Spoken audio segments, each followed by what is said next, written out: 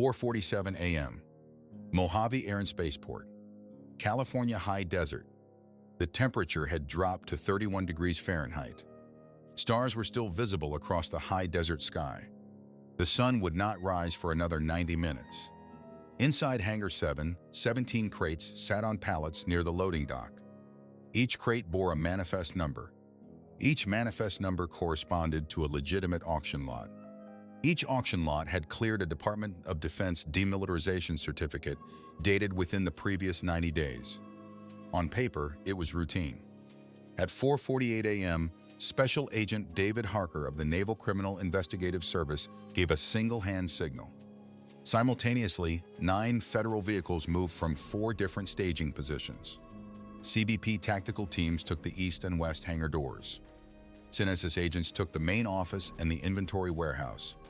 A CBP aviation unit circled overhead at 1,500 feet.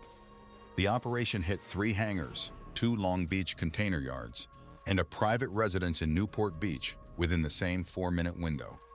41 federal agents across 5 locations. No shot fired. No warning given. By 4:52 a.m., it was over.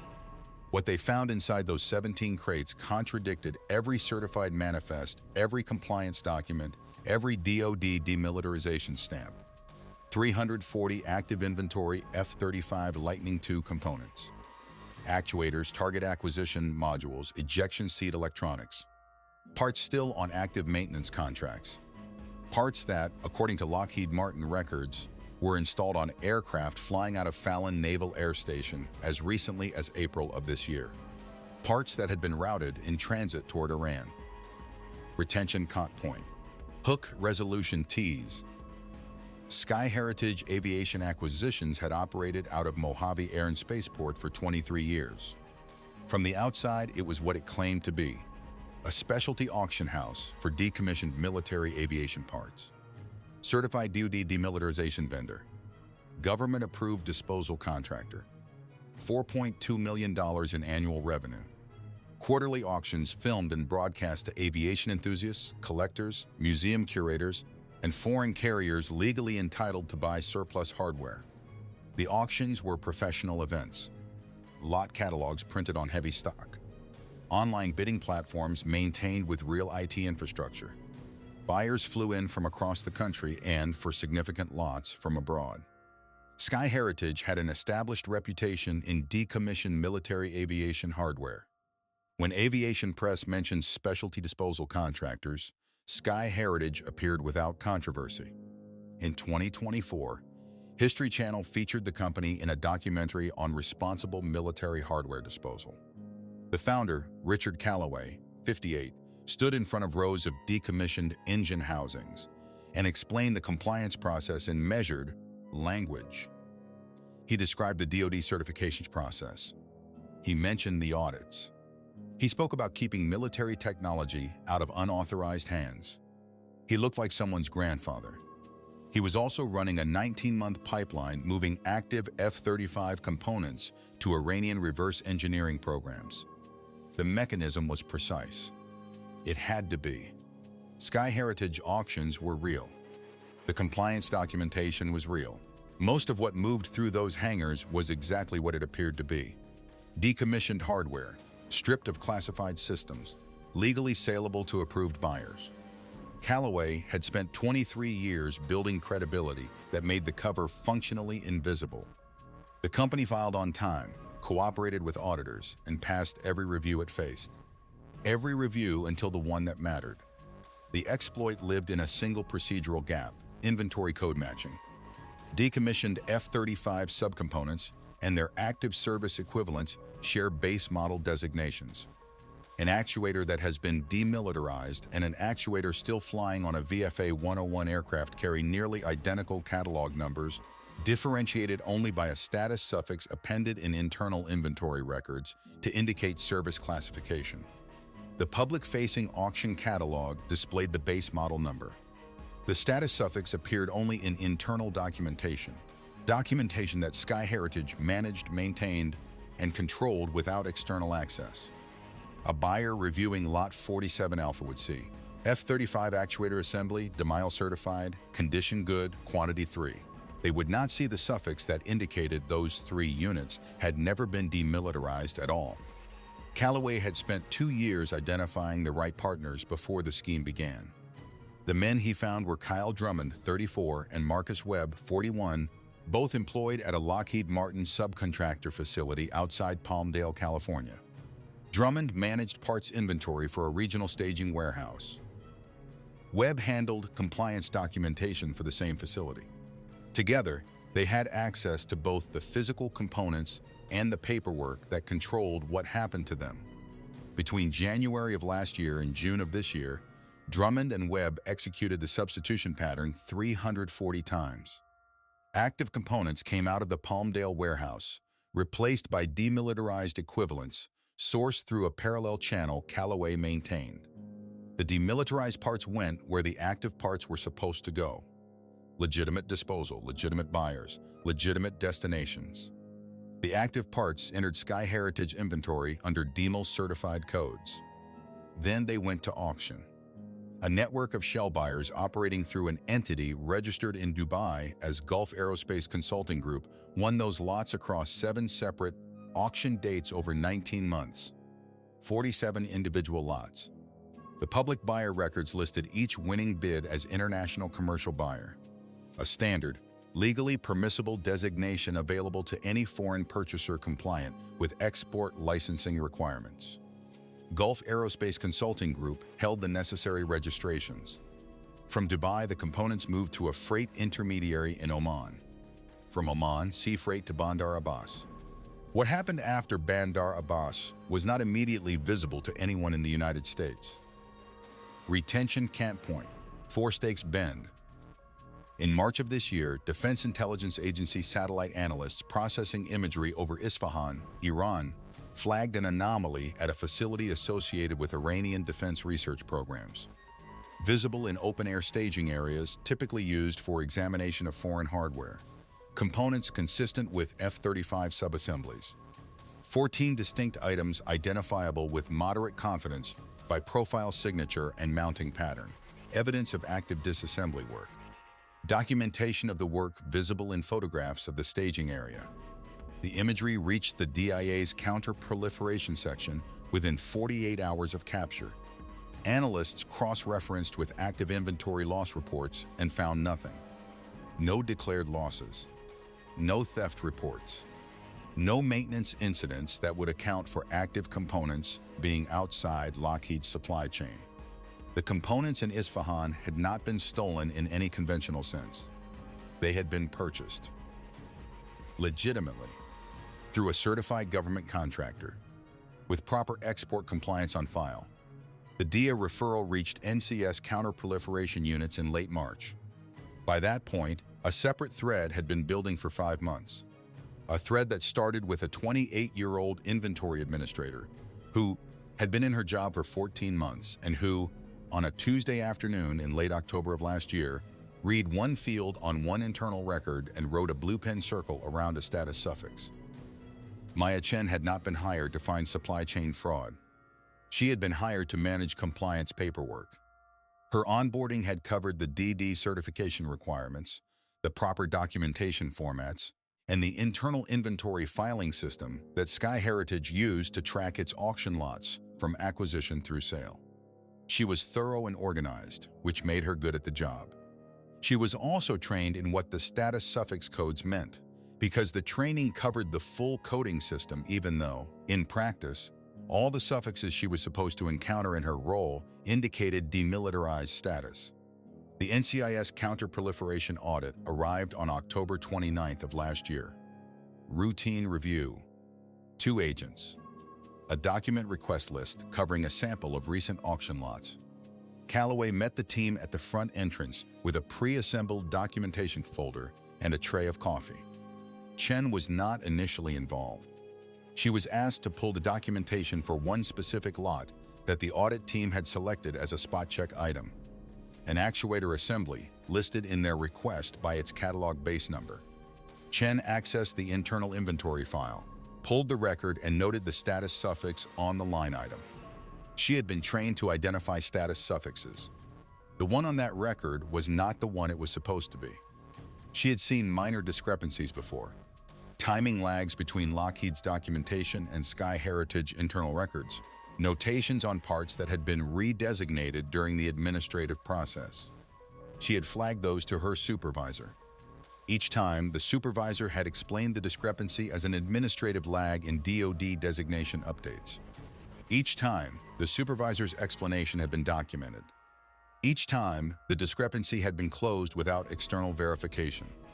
This time, before she went to her supervisor, she cross-referenced the base model number against a maintenance bulletin she had reviewed 2 months earlier in her routine compliance work. That bulletin covered F-35 components currently in active service with VFA 101 out of Fallon Naval Air Station in Nevada. The actuator in the internal file matched a specific component category that the bulletin had identified as scheduled for maintenance review on active aircraft. Still flying. Still in service. Chen did not go to her supervisor. She walked back to the front office where the NCIS agents were reviewing documents and told them she had found something they should see. She handed them the printed internal record. The status suffix was circled in blue pen. The audit team left Sky Heritage that afternoon carrying one document. One printed page from an internal inventory file with a blue circle around a 4-character code provided by a 28-year-old administrator who had been doing the job for 14 months. What Chen didn't know, as she watched the federal vehicles pull out of the Sky Heritage parking lot, was that she had just initiated the largest publicly disclosed F-35 supply chain investigation in the history of the program. Subscribe so you don't miss what comes next. The investigation that followed moved into territory that very few counter-proliferation cases have ever reached. Obstacle 1.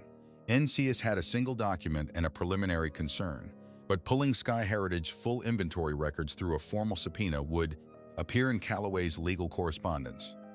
He maintained a relationship with a law firm that monitored exactly that kind of contact. A visible document pull would burn the investigation before it produced usable evidence. Harker's team spent 11 days developing a workaround. The solution came through Lockheed's own internal compliance structure. Under an existing counterproliferation cooperation framework, NCS submitted a request for access to the subcontractor's parts movement logs, framed as a routine audit of the Palmdale facility's inventory management practices, with no direct reference to Sky Heritage. The request did not touch Callaway's legal radar. Lockheed's records showed the substitution pattern immediately. 340 active components moved out of inventory at the Palmdale warehouse over 19 months, with corresponding demilitarized equivalents moved in. The receiving entity on the documentation, Sky Heritage Aviation Acquisitions. NCIS now had both sides of the transaction without triggering a single legal notification to Callaway. The covert investigation phase opened in early December of last year. Retention not point. 7-min microfinal cliffhanger. Going through the surveillance records in the federal affidavit, the scope becomes clear. This wasn't a single location or a single supply chain. By December of last year, the investigation had already identified elements in California, Dubai, Oman, and, through the DIA referral that would arrive 3 months later, Iran. Each of those elements required separate legal authority, separate interagency coordination, and separate decisions about how much contact to make without triggering awareness in the network. The Dubai thread started with the auction records. Sky Heritage auction catalog and buyer logs were publicly posted on the company's website after each quarterly event. The Dubai buyers, operating under the Gulf Aerospace Consulting Group name, appeared as International Commercial Buyer, a standard designation. Their acquisition history across the 7 relevant auction dates was visible to anyone who looked at the public logs. Investigators cross-referenced each lot won by the Dubai entity against the internal inventory data from the Lockheed records. The match was exact. Every lot that Gulf Aerospace won corresponded to a lot whose internal file showed an active service status suffix. All 47 lots. Perfect correlation. Homeland Security investigations began working the Gulf Aerospace shell structure in December. The entity was registered in the UAE, which required coordination through Treasury and the State Department to access corporate records. The initial layer showed a registered agent, a corporate services firm in Dubai that handled dozens of similar entities, and a UAE national listed as director. The UAE national had no traceable connection to Iranian procurement programs in any existing database. He was a layer. Peeling the next layer required 6 weeks. 3 additional holding companies in the UAE, a nominee director registered in the Cayman Islands, and at the next level, a beneficial controller who appeared in no corporate filing but whose communications were intercepted through a separate HSI operation targeting Oman, based freight smuggling that had been running since the previous spring. The controller's name in federal filings would eventually appear as Faisal al-Rashid, 46, a UAE national with a business-class seat habit between Dubai, Oman, and Los Angeles. He had attended 3 Sky Heritage auctions in person. His visitor visa records showed LAX entries on dates that aligned with 3 of the 7 auction dates when Gulf Aerospace had won lots. He had been in the same room as Callaway, had probably shaken Callaway's hand, had probably examined the lots in person before the official auction opened. The investigation was now 11 weeks old, and it was clear that what had started with one blue pen circle around a status suffix had extended across 3 continents. The March satellite imagery changed the pace calculation. Retention point. 14-min microfinal cliffhanger. When the DIA referral arrived at the NCIS counter-proliferation unit in late March, the investigation was already in its 4th month of covert surveillance. Harker's team had mapped Callaway's residence, the 3 hangars at Mojave, the freight channels through Long Beach, and the broader Gulf Aerospace shell structure. What they had not known until the DIA imagery arrived was that components had already reached Isfahan. The timeline indicated that the first shipments under the scheme had begun reaching Bandar Abbas approximately 14 months earlier, in January of last year.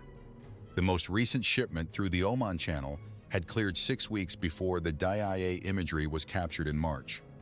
That meant the Isfahan facility had been working with the components for at least 6 weeks before any U.S. agency knew they were there.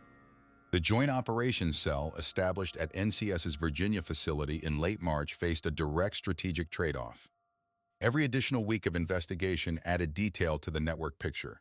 More shell company attribution, more financial trace, more documentation of the broader Iranian procurement chain. Every additional week also meant more time for the Isfahan examination work to proceed. The cell set a 4-week window. 4 weeks of additional investigation, then operational execution regardless of how complete the picture was. What's most striking about the decision-making here isn't what was chosen, it's what was knowingly accepted. The cell's operating notes, which appear in summary form in the federal affidavit, reflect a clear-eyed acknowledgement that the Iranian end of the chain would not be fully mapped, that some shell company attribution would remain incomplete, and that the components already in Isfahan would never be recovered. Those were accepted costs.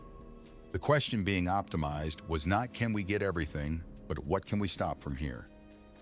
Obstacle 2. In mid-April, a FinCEN monitoring alert flagged an incoming wire transfer to Kyle Drummond's personal account from a UAE entity, traceable to Gulf Aerospace Consulting Group. The alert sat in a processing queue for 9 days before an analyst connected it to the active investigation. By the time the connection was made, Drummond had distributed the funds through 2 personal accounts and converted a portion, approximately $240,000, into cryptocurrency through an exchange platform registered in the Seychelles. The Seychelles exchange had a 45-day average response time on U.S. legal process. The Joint Operations Cell made the call. Don't wait. Accept the gap. The wire transfer itself provided sufficient basis for the financial charge.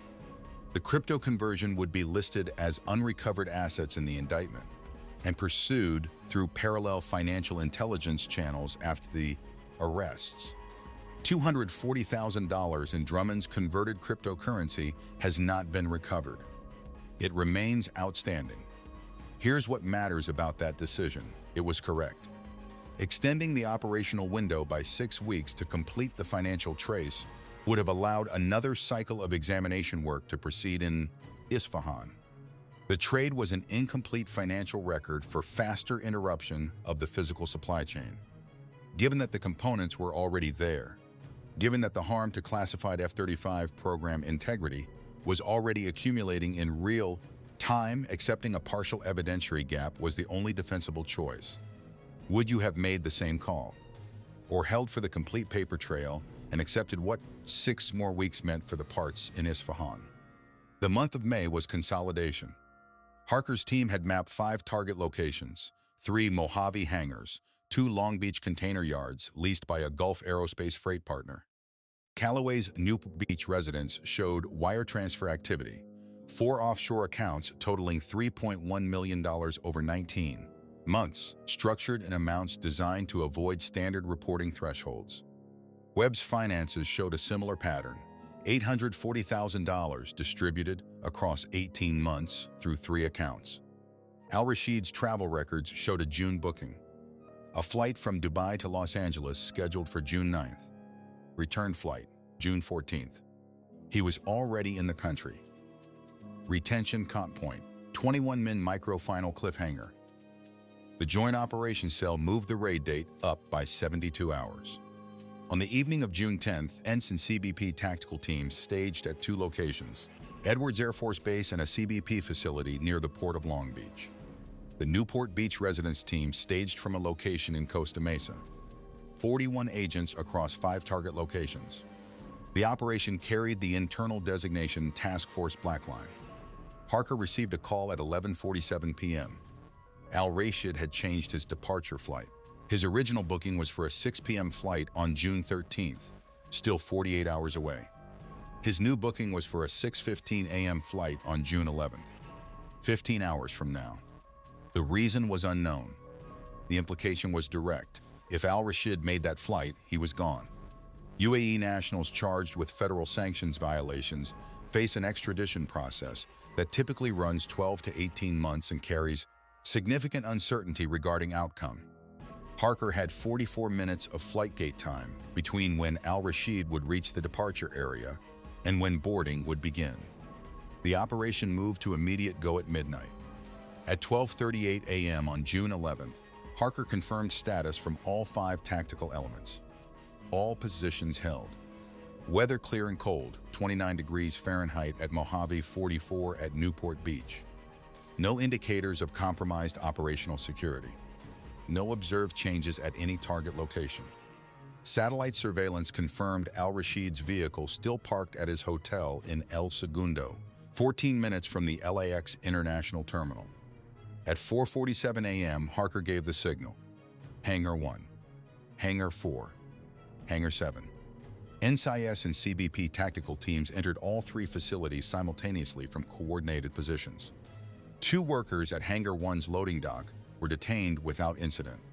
The hangars were otherwise unstaffed at that hour.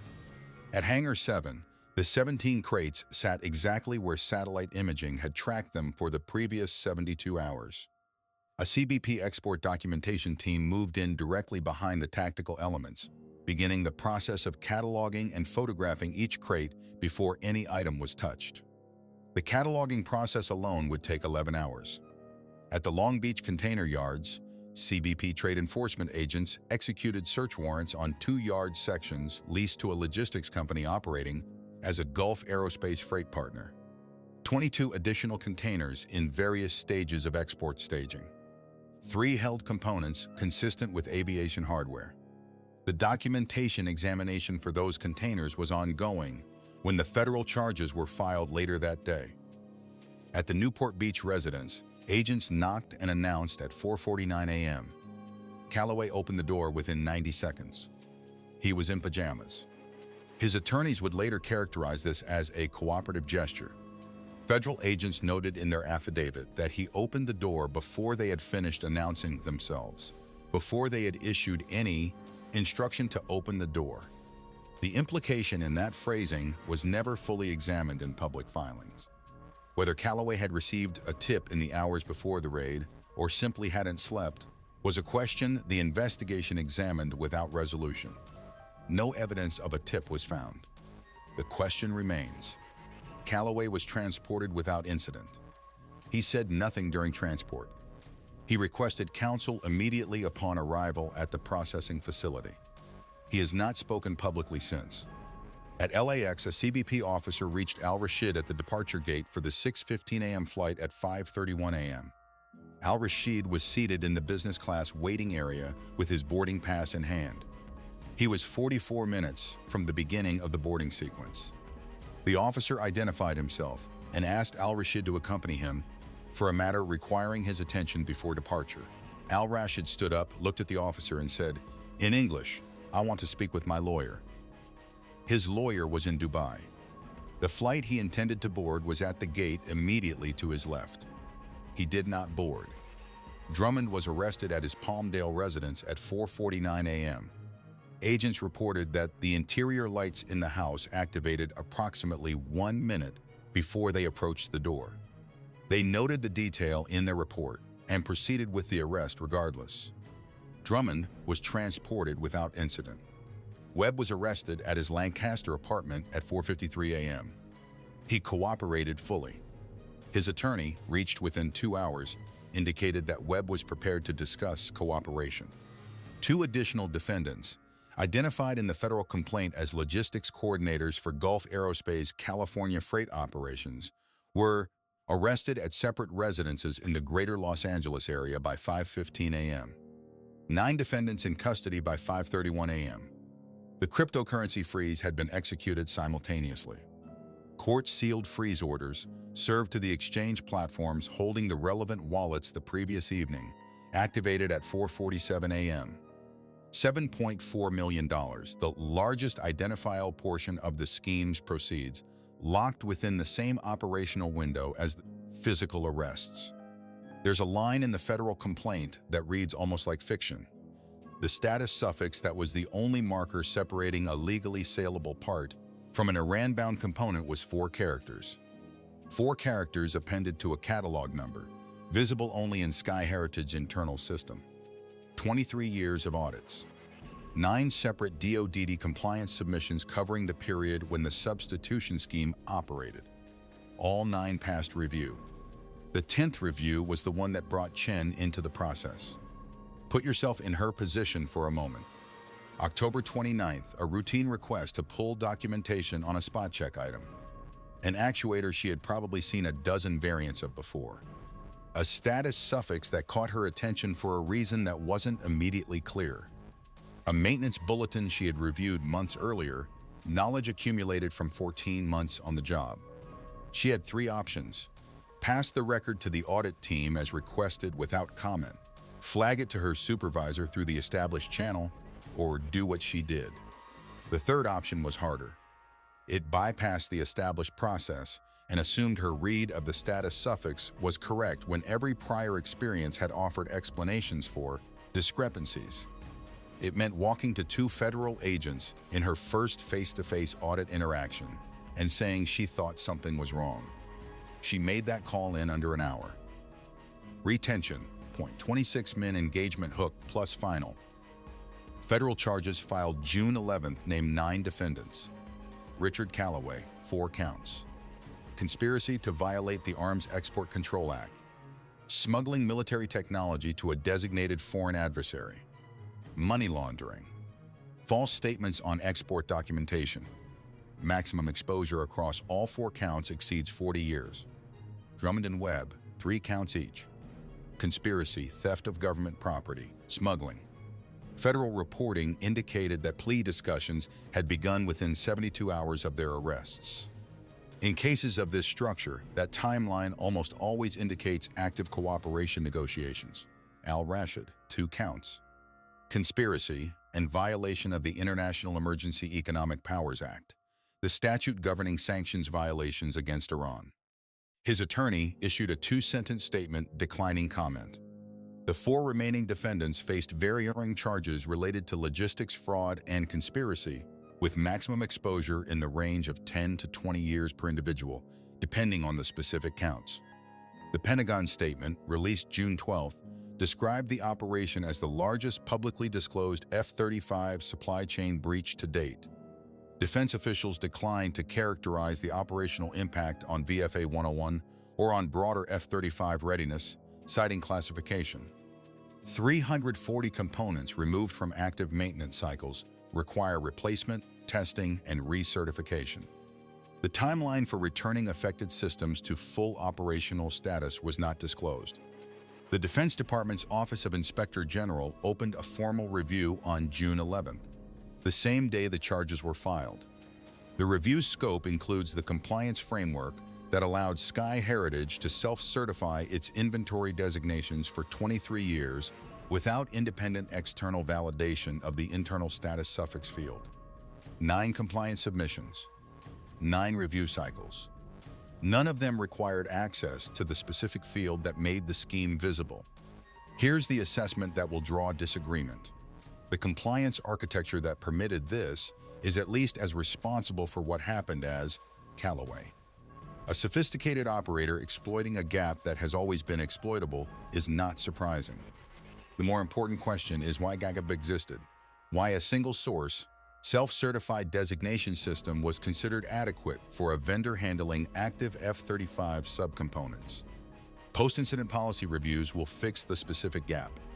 Whether they address the structural assumption that produced it is a different question. Sky Heritage Aviation Acquisitions ceased operations June 11th.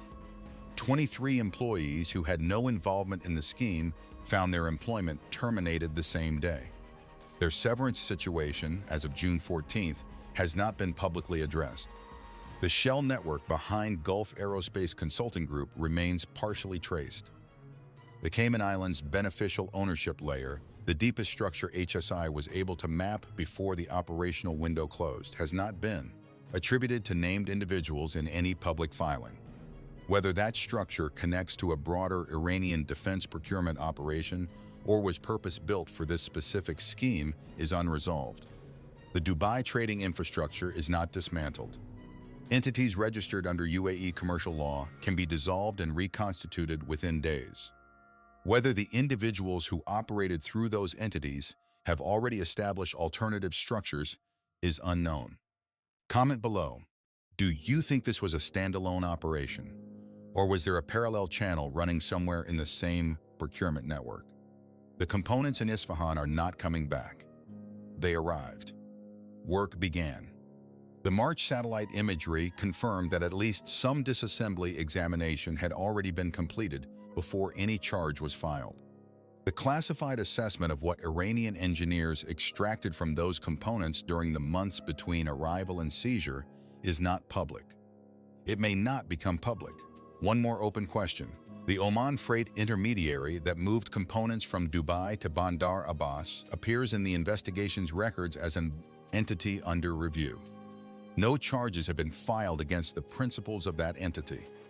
Whether they operated with full knowledge of what they were moving or were used as an unwitting layer in the chain is under active investigation as of the date of this script.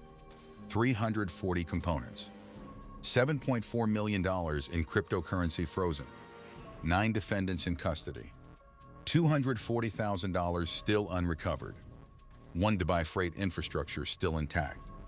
1 Iranian facility with months of prior access to active F-35 subassemblies. 1 DoD Inspector General review in progress.